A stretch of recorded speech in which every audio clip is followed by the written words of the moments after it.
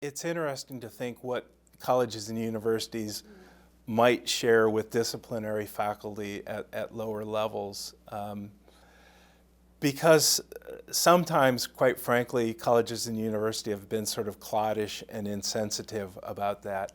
Here's how we do things. Why don't you folks get with this? And students are in very different positions cognitively, socially, between those two environments.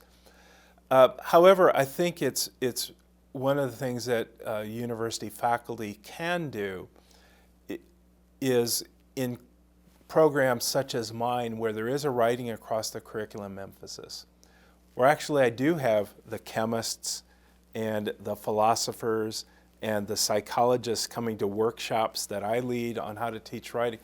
If they can help their own students who are going to be teachers see that, look what's going on in my class, you should be thinking of how you're going to do this for your own students, that there's a certain amount of just modeling for the future teachers that happens.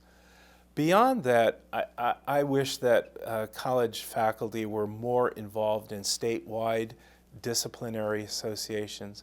In Colorado, there's the Colorado Language Arts Society. It's primarily secondary teachers. I had 5 of my writing faculty. I paid for them to go to the conference, and I said, just listen. Hear about what teaching is like. Hear about the conditions there. If you have something to contribute, do that, but don't be the first person or the second or the third person teaching, but just listen.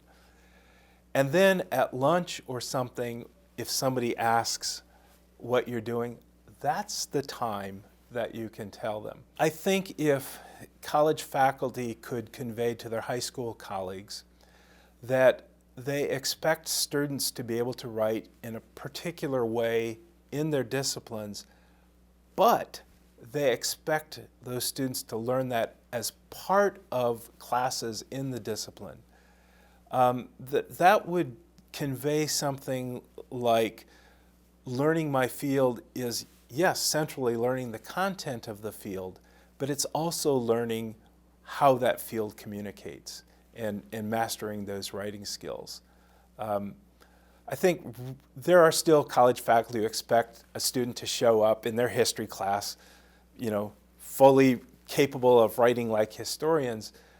But for the most part, historians teach historiography.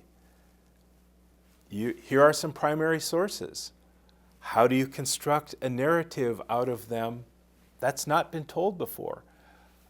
It takes a kind of set of skills. And I'll do this with students, give them a number of quotations, or in the case of a history class, here are a few documents and artifacts. What sense do you make of this? And how would you do this? And then show them a piece that was written using those. And so you don't have them look at it as it just issued flowingly from the mind of the historian, but there were choices that were made. I think a combination of, as you're modeling this for future students in your class, and as you look for opportunities to convey, this is how we're doing things here, not in the sense of, and you should do it that way there, but in the sense of, here's an invitation for you and I to talk about what might be possible with you in your history classes, where you've got 95 students. I don't. What do we need to do?